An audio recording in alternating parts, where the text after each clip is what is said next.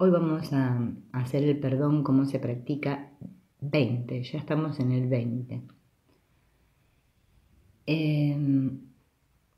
Hoy, antes de comenzar con este perdón como se practica, quiero que nos hagamos conscientes de que yo creo, vos crees, todos creemos ser este cuerpo, estamos identificados con este cuerpo. Y que el proceso del perdón, ¿sí?, no es algo que sucede entre cuerpos, sino que sucede entre mentes, entre lo que realmente soy. El verdadero perdón se practica en la mente. El verdadero perdón no se practica para que me mejore nada, ni para que pase nada, ¿sí? Como en los caminos espirituales, lo que me dicen es esto. Mira, vos estás teniendo un problema de percepción. Te crees separada, te crees este cuerpo y en realidad vos no sos eso. Ese es todo tu problema. Por eso crees que sufrís, por eso crees que tenés problemas, por eso crees todo lo que crees. Bueno, acá te traje otra manera de practicar el perdón, el verdadero perdón, el que funciona. Y bueno, por eso te comencé así, diciéndote que recuerdes que sos mente, una mente. Sos un pensamiento en la mente de Dios. Pero yo ahora me creo ser otra cosa. Por eso tengo que practicar el perdón, me dice el curso, para recordar que no soy este que creo ser, sino el que soy. Bien, todos tenemos pensamientos que nos estresan, nos limitan. Entonces, practicamos el perdón creyendo que todo eso, ¿sí?, se va a eliminar, ¿sí?, lo voy a eliminar yo, ¿sí? Y entonces voy a estar bien, voy a estar en paz. Y fíjate que yo, Silvina, no hace nada. Y ahí está la clave. Porque no se nos pide que eliminemos los pensamientos estresantes. Lo que nos pide el perdón es que no los escondamos, que no los protejamos. El Espíritu Santo es el que los borra, el que los elimina.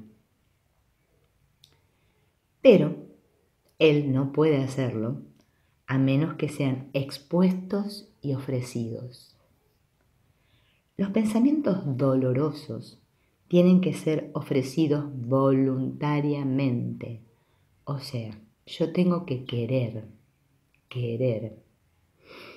Es decir, necesito estar despierto, dispuesto, porque mi voluntad de sanar es lo que cuenta. La voluntad de no esconderlos y exponerlos y ofrecerlos. De esta manera es como estamos sanando la mente. Podríamos describir el perdón en 3 pasos.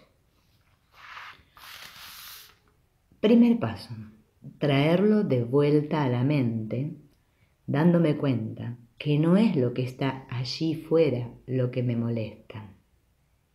Bien, primer paso entonces, traerlo de vuelta a la mente, dándome cuenta de que no es lo que está allí fuera lo que me molesta.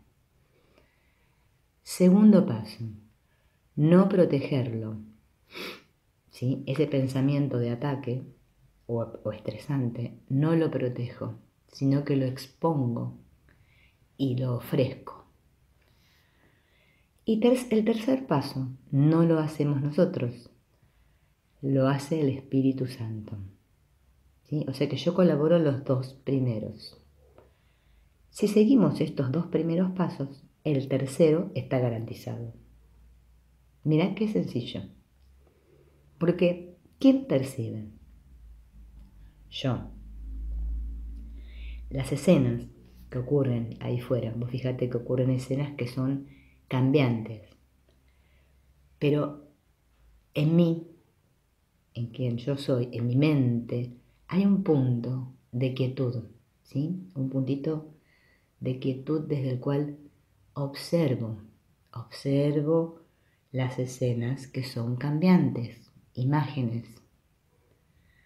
Pero lo que yo soy no cambia. Si no me sitúo en ese punto de quietud en mi mente, en el del que observa, ¿qué pasa? Mi mente se pierde en el mundo de la percepción y me creo que yo soy ese personaje que está acá en el mundo. Entonces tengo que estar dispuesto a poner en duda, desde ese punto, desde ese lugar, aquello con lo que me estoy identificando. Por eso se habla mucho de utilizar el discernimiento, poder darme cuenta de lo real y de lo falso. Parece, ¿no?, cuando estoy en ese punto de quietud, como si hubiera dos yoes, ¿no? Yo, el que observa, y otro yo, el personaje. Yo, mente, observo el personaje. O sea, uno es el personaje y otro es el que observa el personaje.